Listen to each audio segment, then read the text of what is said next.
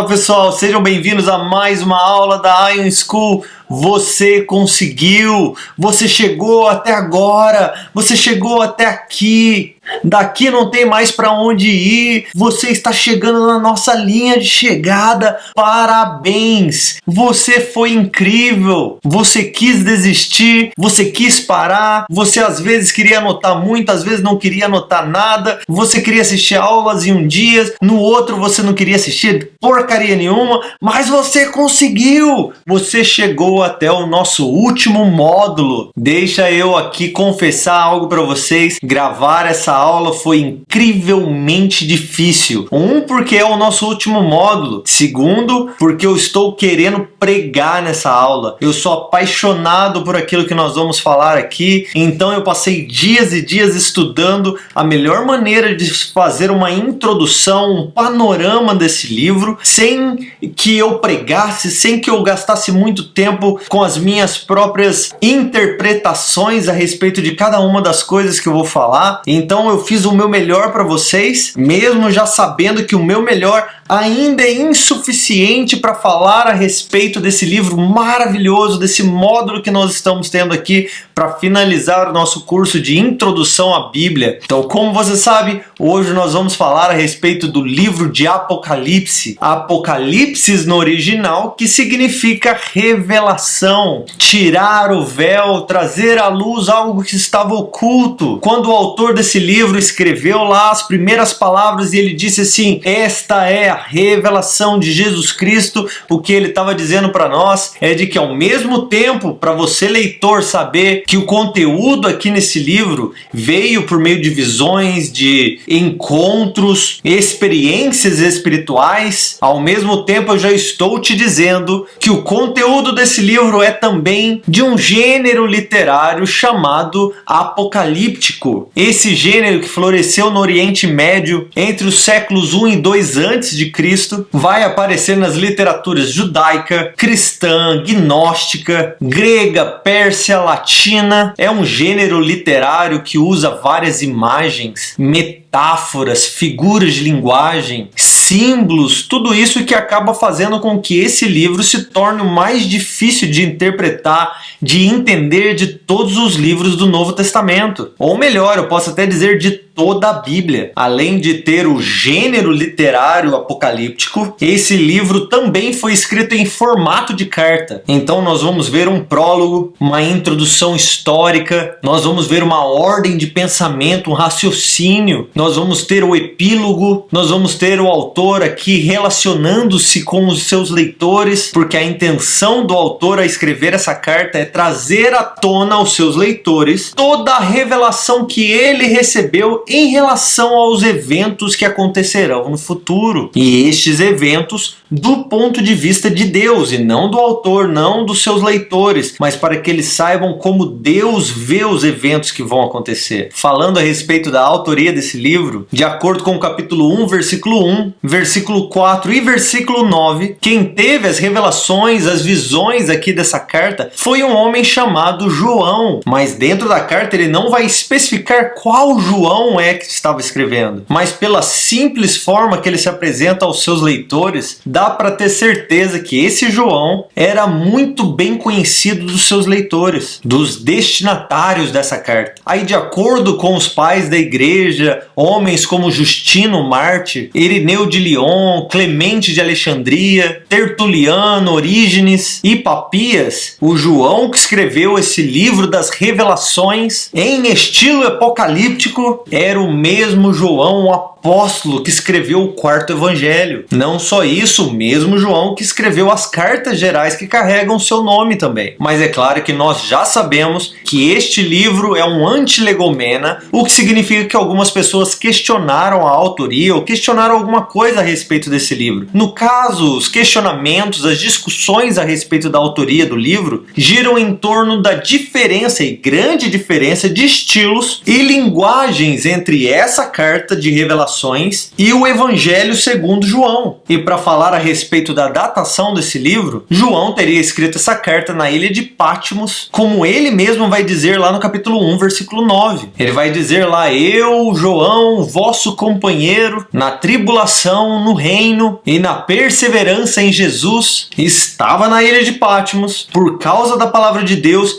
e do testemunho de Jesus. E aí, lá no século 2 depois de Cristo, Irineu declarou que o livro de Apocalipse havia sido escrito durante o reinado de Domiciano. Depois de Irineu, os escritores que vieram, como Clemente de Alexandria, Orígenes, Vitorino, Eusébio, Jerônimo, todos eles reafirmaram que a datação deste livro, dessa carta escrita por João, aconteceu durante o período de Domiciano. E isso enquanto ele esteve exilado lá na ilha de Patmos por volta de 94 a 96 depois de Cristo. Agora, considerando a datação dessa carta entre 94 a 96 depois de Cristo, nós também precisamos considerar que outros estudiosos sugerem que a verdadeira datação foi durante o período do reinado de Nero, não de Domiciano. Mas são muitas as questões do livro e da história de João que vão nos dizer e afirmar e deixar claro que caso tivesse acontecido durante o período de Nero, as informações dadas por João, até mesmo a influência de João sobre as 7 igrejas, não poderiam ser uma causa para ele estar na ilha de Patmos durante aquele período. Mas faz todo sentido quando nós colocamos a datação dessa carta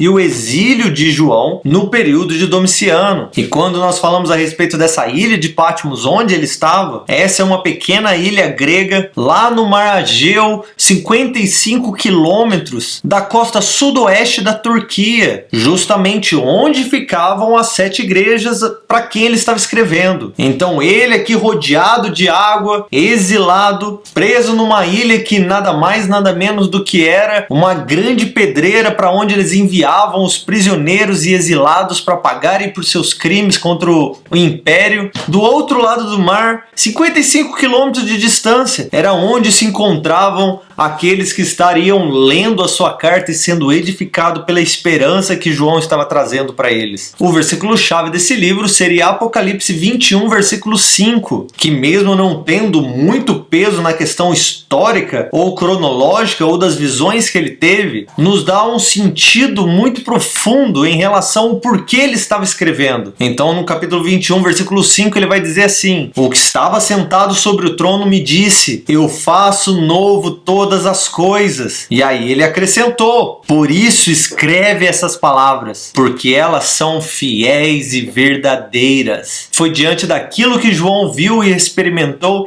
e diante daquele que deu a ele essa experiência que João compreendeu ou recebeu esse encargo, essa ordem de ser uma testemunha da grande testemunha fiel e do Deus da manifestação e da revelação que estava sendo dada. A ênfase do livro de Apocalipse, então, seria a tribulação futura, a vitória do Cordeiro de Deus e a consumação do plano de Deus. E isso para falar de maneira muito resumida. Para começar, João estava dizendo para as igrejas: saibam, estava ruim na época de Nero. As coisas estão piorando agora ainda mais, mas elas ainda vão piorar mais. Mas fiquem tranquilos, porque este não é o fim. O Cordeiro morto liderará a história e triunfará sobre todo o mal. Ele submeterá tudo e todos debaixo da sua autoridade. O destino da história é Apocalipse 21, versículos 3 e 4, onde ele diz assim: o tabernáculo de Deus, quer dizer, a habitação, o lugar onde ele mora, habita, agora está entre os homens, e ele habitará com eles. Eles serão o povo de Deus, e ele mesmo estará com eles. Ele lhes enxugará dos olhos todas as lágrimas, e não haverá mais morte, não haverá pranto, nem lamento, nem dor alguma, porque as coisas velhas já se foram, elas já passaram. Sendo assim, entendendo tudo isso, isso, é muito bom também que você carregue durante a sua leitura e durante o seu estudo desse livro o entendimento que, primeiramente e sobretudo, este livro é uma revelação de Jesus Cristo. Isso de acordo com o próprio João, no capítulo 1, versículo 1. Durante o livro, então, João vai apresentar Jesus como Filho de Deus ressurreto, glorificado, pastoreando entre as igrejas, no capítulo 1, versículo 10, como a fiel testemunha, o primogênito dentre os mortos, o soberano dos reis da terra, no capítulo 1, versículo 5, como o alfa e o ômega, no 1:8, como Filho de Deus, no 2:18, como aquele que é santo e verdadeiro, no 3:7, como Filho de Deus, no 2:18, como o Amém, o testemunha fiel e verdadeiro, o soberano da criação de Deus, no 3:14, como o leão da tribo de Judá, no 5:5, como o cordeiro no céu, com autoridade para abrir o livro, no 6:1, como o Messias que vai reinar eternamente, lá no 11:15, como o majestoso Rei dos reis, Senhor dos senhores, retornando em glorioso esplendor para conquistar sobre todos os seus inimigos, no 19:11, como a palavra de Deus, no 19:13, como a raiz e descendente de Davi e resplandecente estrela da manhã, lá no 22:16. Só de falar essas descrições a respeito de Jesus, eu já estou comichando aqui, querendo pregar, querendo falar a respeito da beleza, do esplendor, da majestade desse incrível homem, Deus, que reinará sobre a terra, sobre os céus, sobre a eternidade. Mas vamos acalmar um pouquinho que nós precisamos continuar essa aula. Quando nós falamos a respeito de Apocalipse, como eu já disse, não é fácil e não é simples ensinar um panorama desse livro sem que você siga um certo viés, uma certa linha de interpretação desse livro. Eu estou fazendo o melhor que eu posso para tentar ser neutro, fazendo com que você compreenda o esboço e as visões e as experiências de João, sem que você seja carregado pela minha maneira de ver isso, e mesmo assim eu sei que é muito difícil. Então, para que você possa entender aquilo que eu vou explicar um pouquinho, mesmo tentando ser neutro, eu vou passar primeiro para vocês essas 4 linhas de interpretação do Apocalipse, para que você mesmo possa tomar sua decisão de interpretação depois, estudando, compreendendo o texto, levando em consideração tudo aquilo que nós aprendemos nesse curso inteiro, passando por cada um dos livros, entendendo o plano geral de Deus desde o Gênesis, desde a eternidade passada até a consumação dos tempos.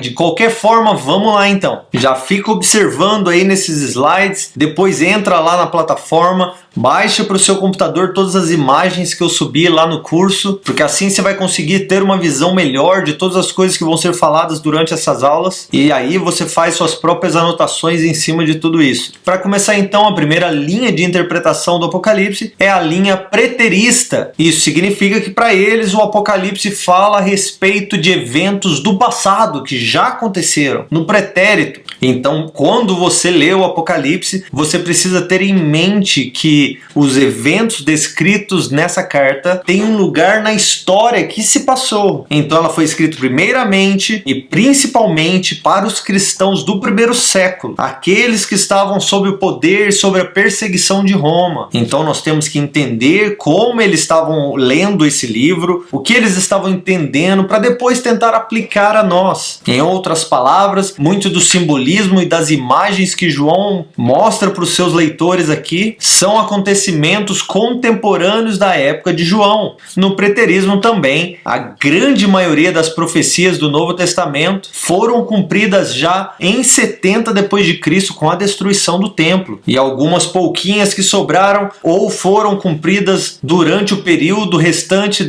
da igreja primitiva, ou como no caso do retorno de Jesus, que ainda é aguardado, mas não em contexto com as profecias que estão sendo declaradas aqui de maneira histórica. Dentro da interpretação preterista também, existe uma classificação que nós podemos chamar de preterismo moderado e preterismo radical, ou hiperpreterismo. Basicamente, a diferença entre o moderado e o radical é a totalidade ou não cumprimento das profecias. O preterismo radical, por exemplo, acredita que todas as profecias foram cumpridas em 70 depois de Cristo, enquanto o preterismo moderado ainda acredita em uma segunda vinda de Cristo, a ressurreição dos mortos mortos e o julgamento final, que seriam coisas futuras. A segunda linha de interpretação do Apocalipse é chamada de futurista, quer dizer que Apocalipse fala de eventos futuros. Então, lá atrás, no primeiro século, João teve as suas visões, os seus símbolos apresentados nessa carta, falando a respeito de eventos que vão acontecer em um futuro distante. Então, o foco está nos eventos que acontecerão, isso incluindo a grande tribulação, o milênio e tudo mais que está descrito no livro. Dentro do futurismo, nós também teríamos distinções. Nós teríamos o pré-milenismo histórico, que vai interpretar as profecias bíblicas de maneira mais literal. Mesmo que a carta, o livro, esteja cheio de símbolos, estes símbolos estariam falando a respeito de coisas literais, não apenas de ideias ou simbologias poéticas, por exemplo. Para o pré-milenismo histórico também, Israel está no centro do plano de Deus e ele não é substituído pela igreja. A igreja não é o novo Israel, mas Israel faz parte do plano de Deus com a igreja. Para eles, Jesus vai voltar no final da grande tribulação, onde nós encontraremos Jesus nos ares e retornaremos junto com ele para reinar na terra durante 1000 anos de maneira literal. Nessa linha existiriam duas ressurreições, uma vai acontecer antes do milênio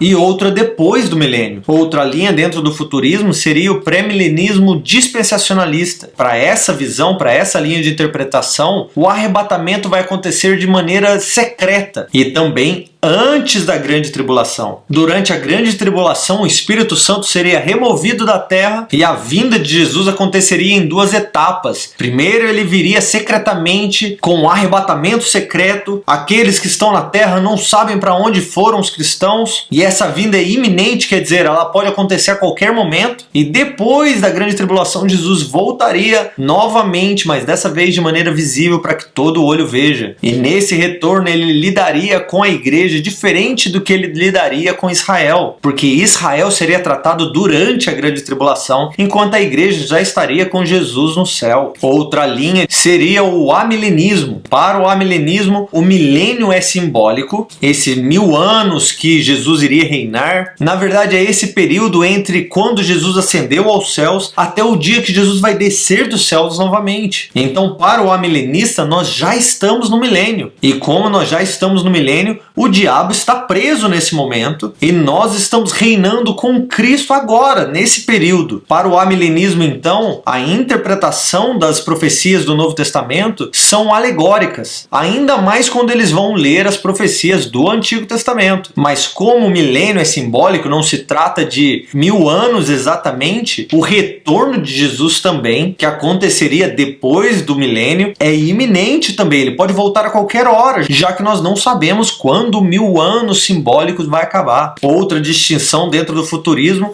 é o pós-milenismo. Para o pós-milenismo, que é considerado um hiperpositivo, o reino já está presente de forma plena e ele segue avançando, e porque nós estamos reinando com Cristo, nós temos o trabalho de evangelizar, cristianizar a terra, e quando nós finalizarmos essa grande comissão é que Jesus volta para uma terra já cristianizada, já catequizada, e depois desse momento haverá um período de paz. Sendo assim, as profecias já foram cumpridas, e depois que nós avançarmos, então, finalizando o nosso milênio, a nossa obra de restaurar a terra, é que Jesus volta depois desse milênio. A terceira linha de interpretação do Apocalipse é a interpretação historicista, onde eles olhariam para as profecias como estando falando a respeito da história. O Apocalipse, então, ele está descrevendo principais eventos ao longo da história, desde a morte e ressurreição de Jesus até o retorno de Jesus como um juiz. De certa forma, então, o Apocalipse pode ser visto como um cronograma pelo qual nós podemos interpretar os sinais dos tempos. Olhando por esse ponto de vista, os principais eventos da história, então, já estão descritos no Apocalipse, e aqueles que ainda não foram cumpridos serão cumpridos no restante da história. A quarta linha de interpretação do Apocalipse é a idealista. Para o idealista, o Apocalipse fala a respeito de princípios atemporais. O Apocalipse não está falando de um tempo específico. Ele está falando sobre um padrão de eventos, um padrão de tendências. E esse padrão pode ser repetido várias vezes durante a história. Então, todas as vezes que nós começarmos a sofrer perseguição, saiba que depois dessa perseguição tudo vai ficar bem. E depois a perseguição começa de novo e tudo vai ficar bem. Sobe, sobe, sobe, desce, desce, desce, sobe, sobe, sobe, desce, desce, desce, repetidamente ao longo da história. Nesse sentido, a mensagem então é atemporal. Resumindo tudo que eu acabei de dizer até agora, quando nós estamos falando a respeito das profecias do Apocalipse, ou eu acredito que tudo já aconteceu, o que é o preterista, ou que as profecias irão acontecer, que são os futuristas, ou que elas estão acontecendo, que são os historicistas, ou que as coisas das profecias do Apocalipse acontecem várias vezes continuamente em um padrão, o que são os idealistas. Mas também nós vemos um outro tipo de linguagem, mais especificamente falando a respeito do milênio, esse reino de 1000 anos de Jesus. Quando falando a respeito desse milênio, ou eu acredito que Jesus vai voltar e então estabelecer um reino literal na Terra, o que faz de mim um pré-milenista, o que significa que Jesus vem pré-milênio, ou eu acredito que Jesus vai voltar depois do milênio, que está acontecendo desde a ascensão de Jesus até o seu retorno, o que faria de mim um pós-milenista. Quer dizer, Jesus vai voltar depois do milênio. Ou então eu acreditaria que o milênio é apenas uma figura de linguagem e não está falando de um período literal, o que faria de mim um amilenista, querendo dizer o que quer dizer que não há um milênio contado, é apenas uma ideia de governo sobre a Terra por meio da igreja. Outra coisa que nós podemos ver também quando nós falamos a respeito de escatologia, dos estudos do fim dos tempos, é quando nós estamos falando a respeito da vinda de Jesus, o tempo, quando é que Jesus vai voltar? Não em relação ao milênio, mas o período de Jesus em relação à tribulação. Então, em relação a isso, ou eu acredito que Jesus vai voltar antes da tribulação, o que faria de mim um pré-tribulacionista, ou que ele vai voltar no meio da tribulação, o que faria de mim um mid-tribulacionista. Ou então eu acreditaria que Jesus vai voltar depois da tribulação, o que faria de mim um pós-tribulacionista. Até aí você conseguiu acompanhar? Então nós falamos a respeito de interpretação do livro de Apocalipse, falamos a respeito do milênio e falamos a respeito da grande tribulação. Sendo assim, antes de começarmos a estudar o livro, eu vou dizer que eu, Web, sou futurista. Quer dizer que as profecias do Apocalipse têm muito mais a ver com o futuro do que com o passado. Eu sou um pós-tribulacionista, significando que eu acredito que Jesus vai voltar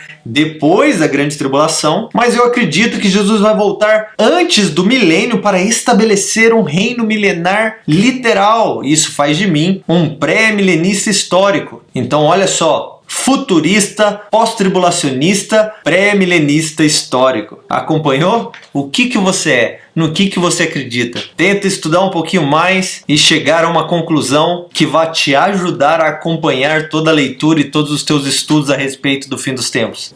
Agora então, vamos para o nosso esboço do grande e esperado livro de Apocalipse, começando com o capítulo 1, versículo 1 até o versículo 8 com um prólogo. O prólogo vai então apresentar os pormenores essenciais do livro que está sendo escrito. Do capítulo 1, versículo 1 até o versículo 3, João vai falar que ele recebeu essa revelação, que é a palavra Apocalipse em grego. E essa revelação que ele recebeu era a revelação de Jesus Cristo, a respeito de todas as coisas que iriam acontecer a partir de agora. Essas coisas que vão acontecer é o que ele vai chamar a partir de agora de as palavras dessa profecia. Até mesmo oferecendo uma bênção para aqueles que lerem as palavras dessa profecia e aqueles que ensinarem as palavras dessa profecia. No versículo 3 é onde ele diz isso. Bem-aventurados os que leem e também os que ouvem as palavras dessa profecia e aqueles que guardam tudo aquilo que estão escritas nela. Por quê? porque o tempo está próximo. Depois do versículo 4b até o 6, ele vai apresentar a revelação em forma de carta para aquelas 7 igrejas da Ásia que ficavam ali na região onde hoje é a Turquia, escrevendo aqui com as devidas saudações, também uma doxologia a Cristo. E é bem interessante que quando João escreve aqui, parece que o que ele está querendo dizer é o seguinte: eu, João, sou quem escrevo, mas eu estou escrevendo representando outra pessoa.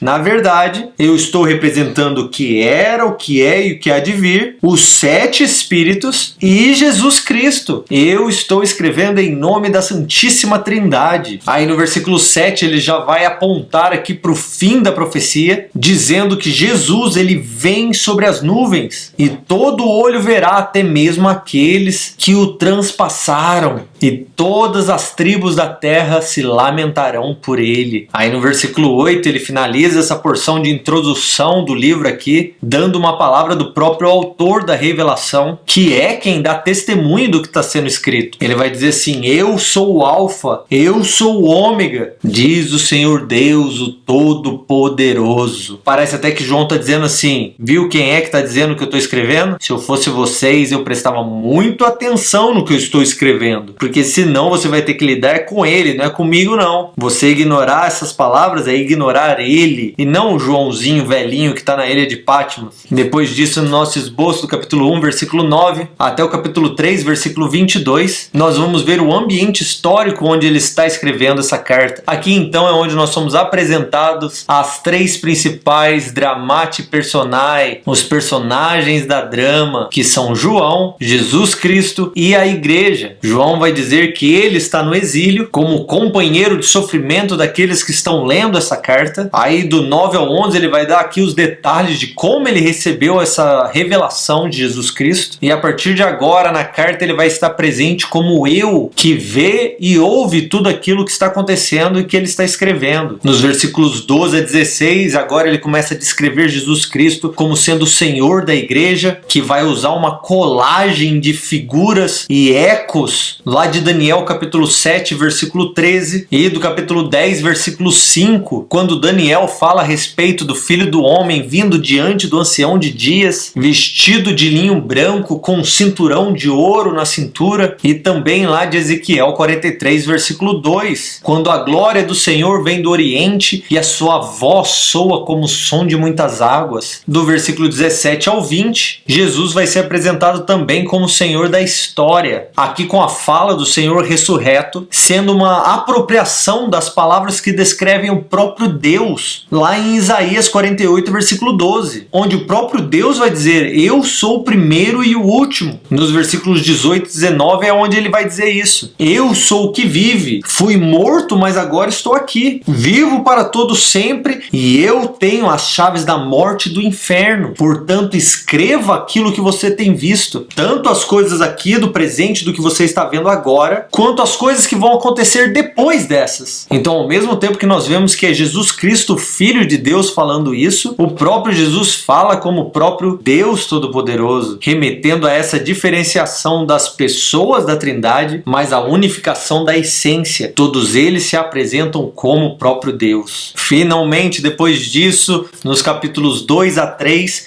nós vemos Jesus falando com as igrejas. E quando ele fala com elas, ele vai começar a revelar a situação atual de cada uma delas, exortando elas de alguma maneira, enquanto ao mesmo tempo ele vai rogar que aqueles que têm ouvido ouçam o que o Espírito está dizendo, prometendo para aqueles que ouvirem recompensas escatológicas, porque cada um desses que der ouvido também sairão vitoriosos no final das contas, no final de todo esse conflito que vai acontecer. A situação de cada uma das igrejas varia, cada uma está num lugar diferente, vivendo uma situação diferente, se sentindo de uma maneira diferente, sendo conhecida de maneira diferente. Elas têm qualidades, elas têm defeitos, e todas essas qualidades e defeitos estão sendo colocadas e apresentadas diante delas e diante de todas as outras, tendo em visto aprovação que está vindo já já. E essa aprovação vai tomar o mundo todo. E a intenção e zelo da revelação de Jesus Cristo por meio de João é para que elas saibam das coisas que vão acontecer e se preparem naquele momento em que elas estão vivendo. Então, para compreender melhor ou visualizar melhor tudo aquilo que Jesus fala para cada uma dessas 7 igrejas, eu já coloquei aí nesse slide para que você possa visualizar, estudar, anotar. Nós não vamos ler todas essas informações, porque nós gastaríamos todo o restante da nossa aula, mas para cada uma das 7 igrejas da Ásia Menor, Jesus vai se apresentar de uma maneira diferente, vai repreender a maioria delas, vai elogiar a maioria delas, vai dar um conselho para todas elas e vai prometer algo para cada uma das igrejas e para os cristãos que vencerem o conflito que está vindo sobre o mundo muito em breve, de acordo com os escritos de João. Depois do nosso esboço, do capítulo 4, versículo 1 até o capítulo 5, versículo 14, João tem a visão da sala do trono celestial. Essa porção das escrituras é uma das minhas porções favoritas em toda a Bíblia. Eu amo essa parte da Bíblia. Antes de João começar a falar da realidade na terra, das circunstâncias na terra, ele vai nos dar o ponto de vista celestial, que dá origem a tudo aquilo que está acontecendo na terra. O que João está tentando explicar para as igrejas aqui é que a história da terra segue o trono estabelecido no céu. É de lá que vem a autoridade, a ordem da história, o destino do planeta Terra e de todo o cosmos. João vai dizer assim: depois que eu escrevi essas cartas para 7 igrejas, incentivando elas, repreendendo elas, prometendo coisas a elas, de repente eu olhei e vi uma porta aberta no céu. Se no corpo ou fora do corpo em espírito, eu não sei. Mas lá naquela porta que ele viu, ele também ouviu a mesma voz que havia falado com ele, a voz de Jesus, só que agora ela não estava aqui, ela estava lá em cima e ela dizia para ele: João, sobe aqui e eu te mostrarei as coisas que em breve hão de acontecer. O que eu amo a respeito dessa fala que ele acabou de ouvir é que não era um pedido, não era uma pergunta, não era um convite. Ele disse que quando ele ouviu aquilo, imediatamente ele estava no céu. Essas visões aqui que ele tem na sala do trono, no céu, desse momento que no corpo ou fora do corpo, João experimentou sentimentos, frio, calor, ele ouviu vozes, ele viu trovões, relâmpagos, luzes, tronos, seres, ele ouviu as asas dos querubins, dos anjos batendo, ouviu louvores, colocou o seu pé no chão da sala do trono. Essas visões aqui não podem ser lidas de maneira rápida. É preciso que você passe tempo mergulhado aqui, clamando ao Senhor: me revele a respeito da realidade celeste. Aquece o meu coração gelado com a revelação e a beleza do Deus Todo-Poderoso. Para te ajudar ainda mais no contexto do que João estava vendo, volte lá atrás e leia Ezequiel 1, leia Isaías 6 de novo. É o mesmo Deus, é o mesmo trono, os mesmos seres. Ezequiel vai falar a respeito da glória de Deus,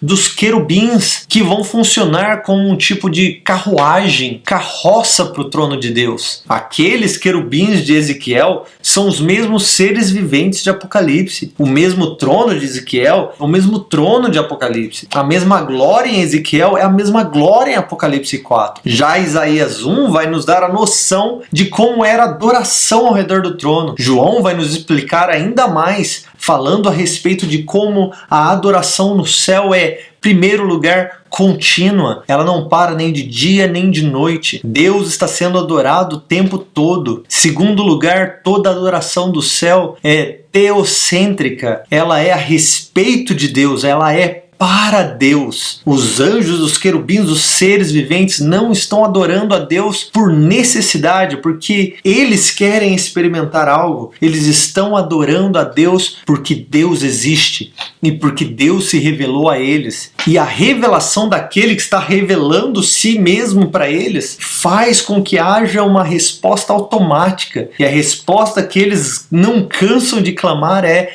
de que aquele que se assenta no trono é santo, santo, santo. Aí aquele que se assenta no trono tem um livro selado com 7 selos. selos. Ele estende a mão e de repente um anjo clama: quem é digno de tomar o livro? Quem é digno de ler o que está escrito nele, de quebrar os seus selos? De repente João começa a compreender que não existe ninguém capaz ou digno que tenha passado pelos processos, que tenha as patentes corretas, que tenha sido preparado para chegar diante do Pai e tomar do Pai o livro e ser capaz de cumprir tudo aquilo que precisa ser cumprido dentro dos propósitos e planos eternos de Deus. Por isso João chora, mas aí João é consolado com a declaração de que não, relaxa, um venceu, um passou pelo processo, um é capaz de representar Deus, falar por Deus, reinar em nome de Deus, sem usurpar, sem distorcer, sem manipular. A testemunha fiel, aquele preparado desde antes da fundação do mundo, o leão da tribo de Judá, a raiz, descendência de Davi, ele venceu. Para ajudar nesse capítulo 5, você pode ler lá Gênesis 49, do 8 ao 12, quando Jacó pronuncia as bênçãos sobre seus filhos, e ele vai pronunciar a bênção sobre Judá, dizendo que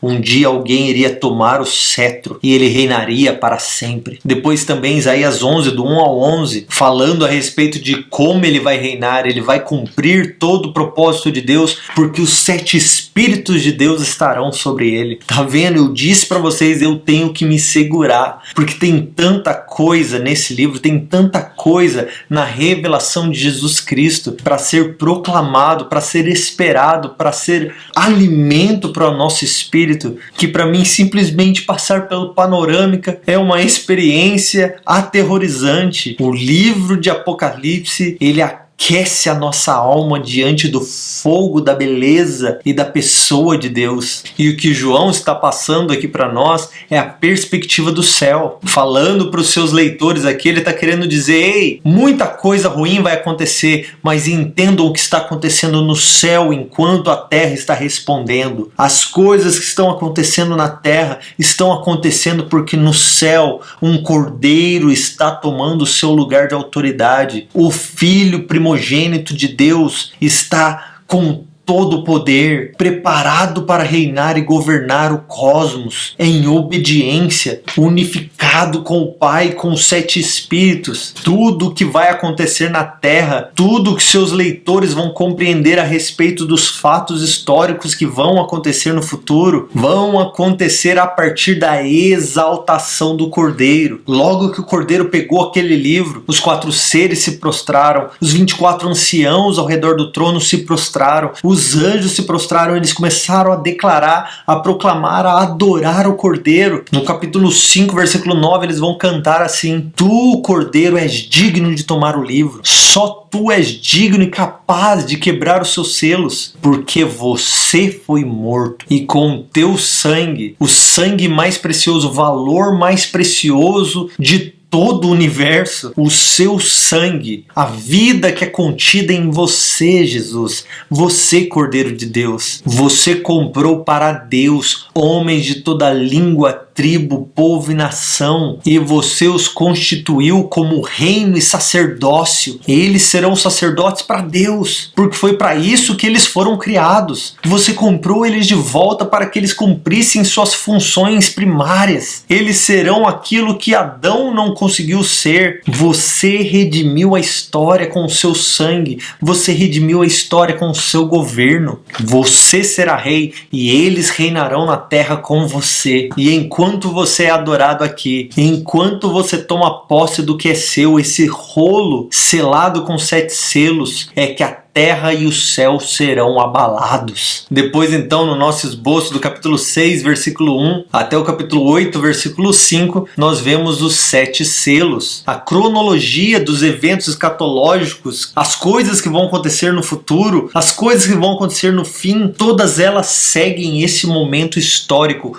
onde o Cordeiro toma o livro da mão daquele que se assenta no trono. E estes selos então vão funcionar como um tipo de mapa, um mapa para nós sabermos como chegar no fim da história e sermos uma igreja vitoriosa no fim. Ele então vai seguir a ordem desses 7 selos. Aqui então, nesses 7 selos, mesmo que isso faça parte da visão anterior do céu e do Cordeiro, o relato dos 7 selos vai começar com uma série de 3 visões. Mesmo que essa porção aqui faça parte da visão anterior, a visão do Cordeiro, a visão do trono de Deus, essa visão dos 7 selos vai ser dividida em 3 visões também. A visão dos selos, a visão das trombetas e a visão das taças. Todas essas 3 visões tendo a mesma estrutura. Primeiro uma série de 4, depois uma série de 2, depois um interlúdio com 2 visões, que servem aí como um tipo de explicação do que está acontecendo, e depois o 7º elemento dessa estrutura. Nessa primeira visão, então, a visão dos 7 selos, quando Jesus abre então os primeiros 4 selos, nós vamos ter a série de 4 cavaleiros, um tipo de adaptação de Zacarias 1, de Zacarias 6. Esses 4 cavaleiros vão representar a conquista, a guerra, a fome e a morte. Entendam como essa ordem funciona de maneira lógica. Primeiro vem o cavaleiro que conquista e causa distúrbio político, financeiro e até mesmo de segurança. Ele vem então e ele causa a abertura do próximo selo, que traz guerra. A guerra vai trazer fome e a fome traz a morte. Por isso essa sequência dos 4 primeiros selos que são abertos pelo Cordeiro. Depois disso, a série de 2 outros selos que vão ser abertos, o 5º e o 6º elemento, também vão preparar o terreno para as coisas que vão vir depois. Mas eles vão fazer 2 perguntas que são fundamentais aqui para o processo. Primeiro, os mártires no capítulo 6, no 10 e 11, eles vão fazer a seguinte pergunta: até quando? Até quando nós devemos esperar? Até quando o Senhor não vai fazer nada a respeito do nosso sangue derramado? Até quando? Então eles vão ser informados aqui que a situação vai piorar ainda mais e que eles precisam esperar, porque antes das coisas melhorarem, tudo vai ficar péssimo. E a segunda pergunta aqui vem da parte daqueles que recebem os julgamentos de Deus, que vem por meio dos 4 cavaleiros. No capítulo 6, 16 e 17, que vai ecoar Malaquias 3:2, aqueles que estão sofrendo por causa desses cavaleiros vão começar a clamar aos rochedos, às montanhas. Eles vão dizer assim: caiam sobre nós, esconda-nos da face daquele que se assenta no trono e da ira do Cordeiro de Deus, porque chegou o dia da ira deles. Eles já estão derramando sobre nós a sua ira, o seu julgamento. E aí eles perguntam: quem poderá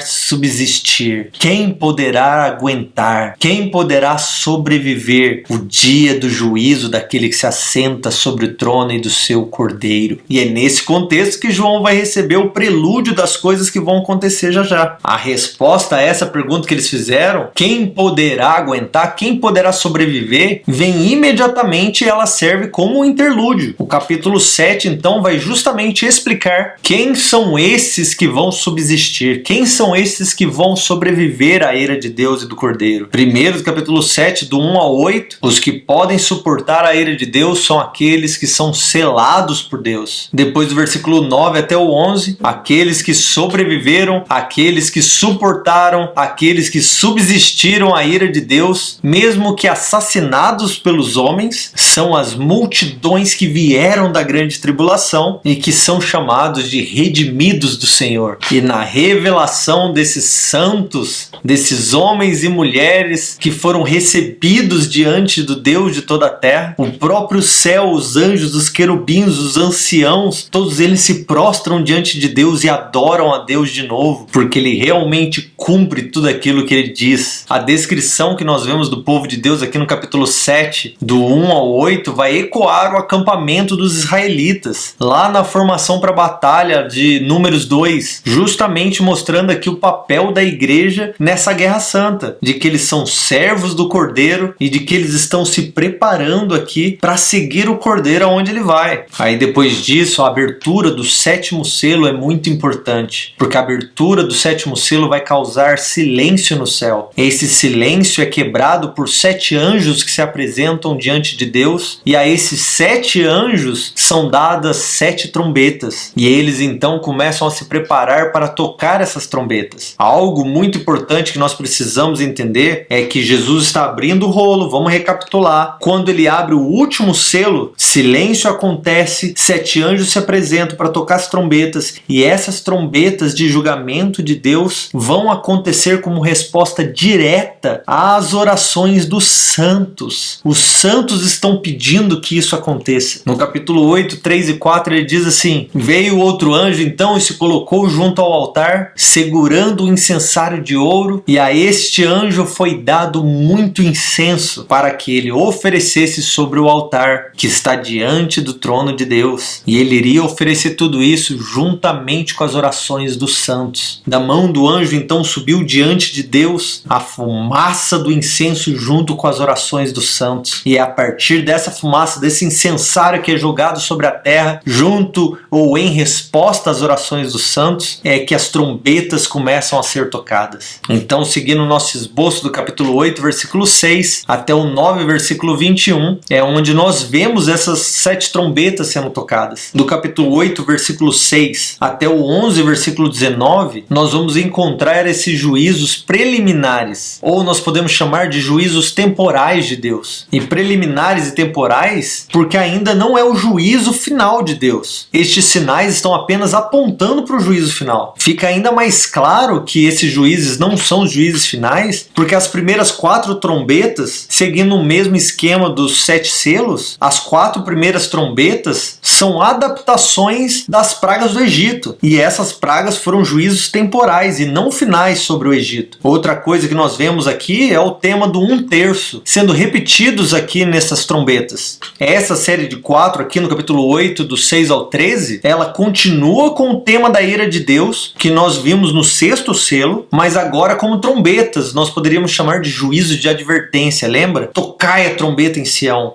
Se preparem. São juízos que estão apontando para algo que está chegando. Isso não é o fim, é apenas um apontamento para o que está vindo. Para as 4 primeiras trombetas, então, ele vai adaptar essas pragas do Egito para se adequar agora a esse império ímpio que está sobre a terra, que tem o seu poder e a sua riqueza retirada do mar. Ou ele precisa do mar. Então o juízo vem agora sobre essa parte. Cada uma dessas trombetas fere 1/3 de algo. Primeiro nós vemos o granizo, adaptado de Números 7 e Êxodo 9, e isso vai ferir 1/3 da terra e das florestas. Depois nós vemos os rios transformados em sangue, isso a água sendo transformada em sangue, né? Então é dividido em 2 partes. Primeiro o mar é atingido e 1/3 dos peixes da água são todos destruídos. Depois a água doce é atingida, também uma adaptação de Números 1 e Êxodo 7. E aí nós temos a escuridão, uma adaptação de Números 9 e Êxodo 10. E quem vai ser atingido aqui é 1/3 do universo, porque 1/3 do sol, 1/3 da lua, 1/3 das estrelas, todos eles são feridos. E isso para que os habitantes da terra temam a Deus e se arrependam. Aí depois disso vem a série de 2 desgraças, já que a terceira não vai ser revelada até lá no capítulo 18. Vão descrever catástrofes num sentido mais histórico, como se fossem exércitos bárbaros chegando. A linguagem que ele está usando aqui remete muito aos gafanhotos e ao exército de Joel, lá em Joel 1:6 e Joel capítulo 2, de 1 ao 5. A diferença ou a realidade desse exército de Joel,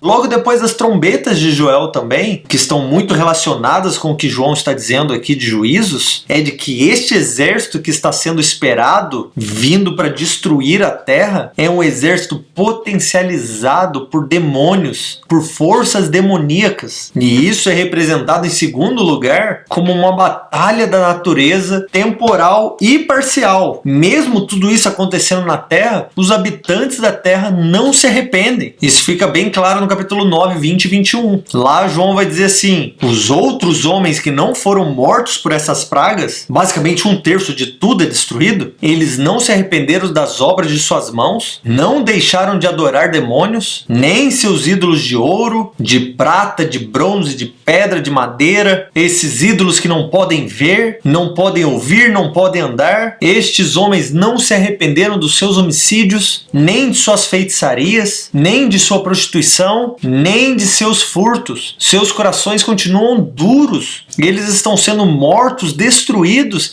e mesmo assim eles se negam a servir e a reconhecer o Deus do universo. Por último, no nosso esboço dessa primeira parte de Apocalipse, nós vemos o capítulo 10, versículo 1, até o capítulo 11, versículo 19, com as duas visões intermediárias que são parte desse esquema de revelação na estrutura de João aqui. Essas duas visões vão voltar a história para João e para a igreja. A primeira visão vai confirmar João com a sua tarefa profética. Ela vai começar aqui com um anjo forte, um anjo poderoso, colocando um dos seus pés no mar e outro sobre a terra, meio que proclamando: quem manda aqui é Deus, não é o diabo, nem nenhuma de suas bestas, do capítulo 13. E essa visão aqui também é uma adaptação, um eco lá de Ezequiel 2, versículo 9, até o capítulo 3, versículo 3, onde o anjo vai falar com o profeta, vai entregar um rolo para o profeta, dizer para ele comer, e esse rolo cheio das palavras de Deus. E é aqui que João vai receber esse encargo, essa ordem de se tornar um profeta entre as nações, fazendo conhecido a todos os planos de Deus para a criação, os juízos de Deus sobre a criação. Da mesma maneira que Ezequiel recebeu o seu encargo, agora João está recebendo o mesmo encargo mais uma vez. É necessário que você profetize mais uma vez, João. A segunda visão que João vai ter é das duas testemunhas, e essas duas testemunhas também apontam o papel fundamental da igreja no final dos tempos como uma voz profética, vivendo de maneira excelente, pura. Mas não somente isso, o testemunho dessas duas testemunhas vai ser como de Elias e de Moisés, e ao mesmo tempo esse testemunho vai levar elas ao martírio. Essas duas testemunhas são dois homens reais que vão caminhar em sinais e maravilhas, mas depois serão mortos pelo anticristo. Seus corpos ficarão pendurados por 3 dias e meio na praça de Jerusalém. Durante esses 3 dias e meio, o mundo inteiro vai celebrar, porque esses caras estavam tirando a paz do mundo. Eles eram odiados por todos, mas depois dos 3 dias e meio eles vão ressuscitar. Do céu vai vir uma voz: ei, meus amiguinhos, venham, subam aqui, venham ficar comigo. E aí eles sobem diante de toda aquela nuvem de testemunha na terra, vendo eles subirem para o céu. E é interessante que essa visão das duas testemunhas subindo ao céu fez com que os homens que sobraram na terra glorificassem a Deus. Aí depois disso, quando a 7ª trombeta é apresentada, em vez de uma terceira desgraça, a 7ª trombeta vai introduzir uma descrição antecipada do fim, mas esse fim como algo já real e presente. Uma canção de triunfo começa a subir dos 4 cantos da criação, celebrando a consumação do reino de Deus. Isso lá no capítulo 11, do 15 ao 19, ele vai falar a respeito daquele que era, que é e que há de vir. Agora ele é somente aquele que era